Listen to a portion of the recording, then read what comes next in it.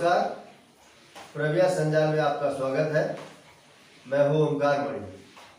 आइए नजर डालते हैं आज की मुख्य खबरों पर। राष्ट्रवादी कांग्रेस पार्टी शरद पवार गुट के कल्याण पश्चिम विधानसभा विभाग के कार्याध्यक्ष रूपेश थले ने सापड़गांव और वाडेघर गांव के सड़कों की दुर्दशा के बारे में जानकारी दी।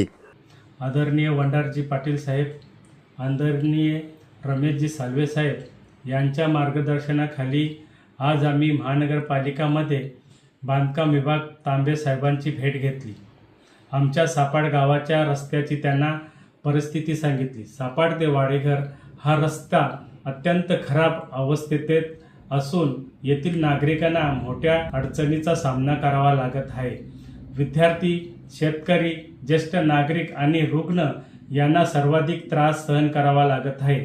आमची प्रशासनाला नम्र विनंती आहे की तुम्ही आमचा अंत पाहून नाही तर कल्याण महानगरपालिकेचे सर्व प्रत्येक अधिकाऱ्यास पलोकी सलो करून ठेवू ही आमची चेतावणी आहे।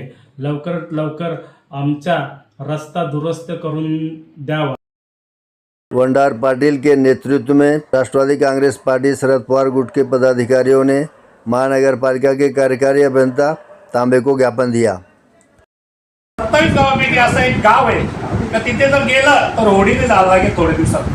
फक्त डागडुगीचंच काम होतं। प्रत्येक वर्षापासून बघतो आम्ही 30 वर्षे डागडुगी गटार आणि रस्त्याला हे आहे। आणि एकच शेतकऱ्याचा विषय होता, त्यांनी सुद्धा त्याचे वालका नगरपालिका ही किंवा वर्षस्व असणारे लोक त्या रस्त्याच्या मागे कोणी लागत नाही। तसेच आमचे पुढील 2 शब्द सन्माननीय वंडरचे पार्टी पदाधिकारियों एवं कार्यकर्ताओं के आग्रह पर महानगरपालिका का दौरा करने के बाद वंडार पाटिल ने पत्रकारों को इसके बारे में जानकारी दी। काल 2 दिवस अगोदर रुपेश थले आमचे कार्याध्यक्ष आहेत राष्ट्रवादी शरद पवार पक्षाचे, त्यांनी सांगितलं गावामध्ये रस्ता आमचा झाला पाहिजे।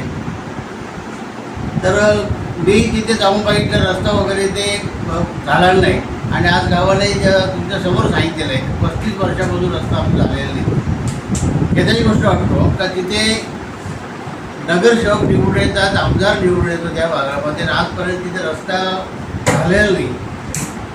तर तो निवेदन घेण्यासाठी आम्ही इथे आज आलो। मात्र इथे आयुक्त भेटले म्हणून तांबे साहेबांना आम्ही निवेदन दिलं होतं आणि तो रस्ता वाडेघरपासून तर सापाड्यापर्यंत तो रस्ता झाला पाहिजे आम्हाला त्यांनी आश्वासन दिलं तांबे साहेबांनी।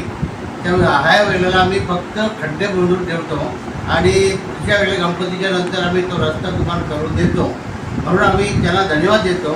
आणि हा रस्ता सपाटे गावचा वाडेघरपासून तो रस्ता सापाडेपर्यंत होईल अशी आम्ही त्यांच्या। खबरें अभी और भी हैं, देखते रहिए हमारे अगले अंक में।